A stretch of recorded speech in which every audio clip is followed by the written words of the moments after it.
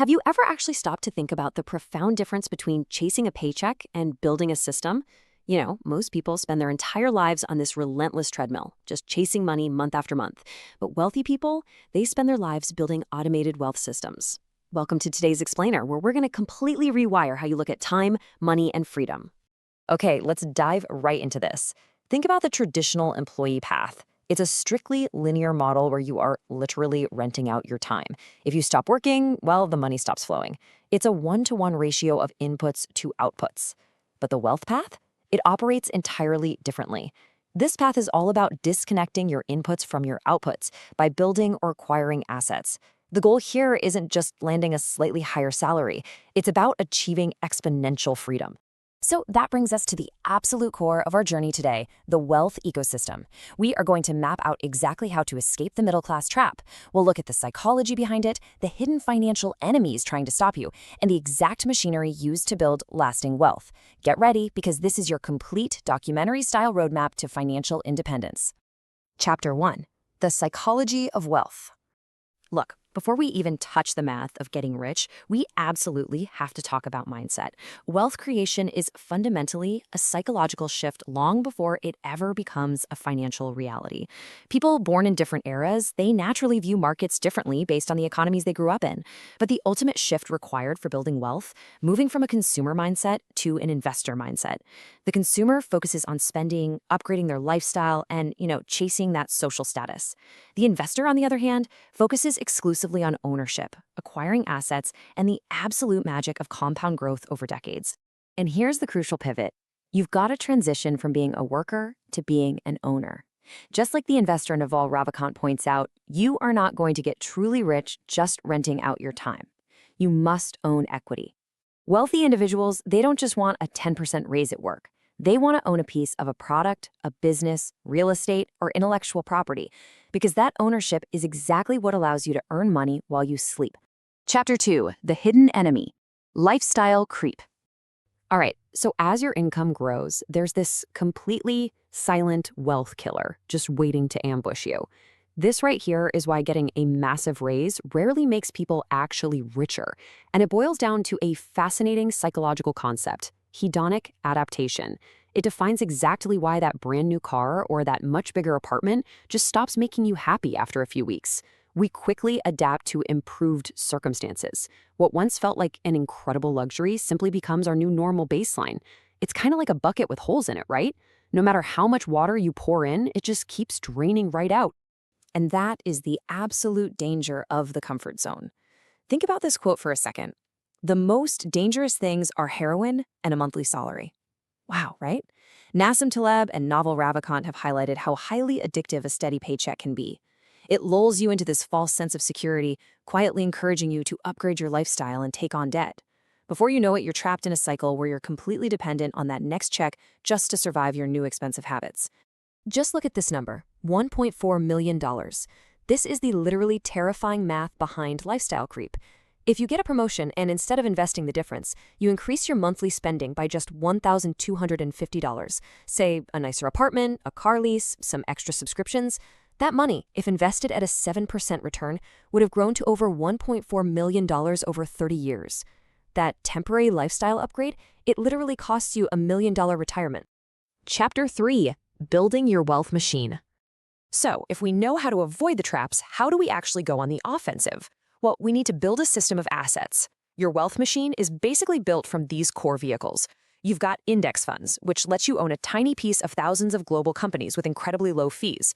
You've got real estate and REITs, where you can earn dividends from property even with small capital through fractional ownership.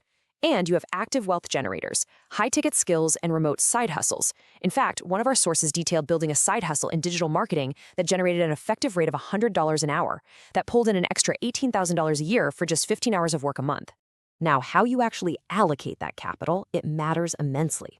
Take a look at these historical average returns from 1926 to 2021. A conservative 100% bond portfolio returns 6.3%. A balanced portfolio returned 9.3%, but an aggressive 100% stock portfolio, that returned 12.3%. The data clearly shows that a massive mistake young investors make is being way too conservative with their money. Over a timeline of decades, that difference in percentage points literally equals hundreds of thousands of dollars. And look, the entire long-term journey of wealth requires starting early. This is the income acceleration principle in action. Warren Buffett famously calls compound interest the eighth wonder of the world. By consistently saving and investing, even if you're just starting with an extra 1% of your income, eventually, the heavy lifting is done by the interest, not your physical labor. Chapter 4. Escaping time for money. Okay, once those assets start growing, we have to talk about the ultimate tool for breaking the physical limits of a 24-hour day: leverage. The absolutely crucial factor here is the disconnection of inputs and outputs. If you're a traditional worker, your inputs perfectly match your outputs. You work 8 hours, you get paid for 8 hours. But leverage systems operate differently. If you write a piece of software, record a podcast, or invest capital, you put the work in once and it can generate outputs infinitely without requiring any more of your actual time. And this right here is your arsenal of leverage. Labor and capital, those are the old forms of leverage, hiring people or using money. But code and media, those are the new, permissionless forms of leverage. They multiply your effort endlessly. But what actually directs that leverage? Specific knowledge. That's your unique combination of skills, curiosity, and traits that simply cannot be easily taught or automated. When you combine specific knowledge with extreme leverage, your judgment becomes your absolute most valuable asset. Chapter 5. The FIRE Movement Explained. Which brings us to the ultimate finish line of this whole journey: financial independence, retire early. Or FIRE. 25x. This is the golden mathematical rule of the FIRE movement. Based on the Trinity Study's 4% rule, if you can accumulate an investment portfolio that is 25 times your annual living expenses, you are statistically capable of withdrawing 4% every single year for the rest of your life without running out of money. That is your finish line. Now, what's kind of cool is that FIRE isn't just a one-size-fits-all thing. Check out these different tiers. Lean FIRE is maintaining very low living expenses. Fat FIRE is retiring with a luxurious upper-middle-class budget. Coast FIRE is front-loading your investments early in life so compound interest carries you the rest of the way, which lets you just downshift your career. And Barista FIRE is semi-retirement, working a low-stress, part-time job, mostly just for the health benefits and daily structure.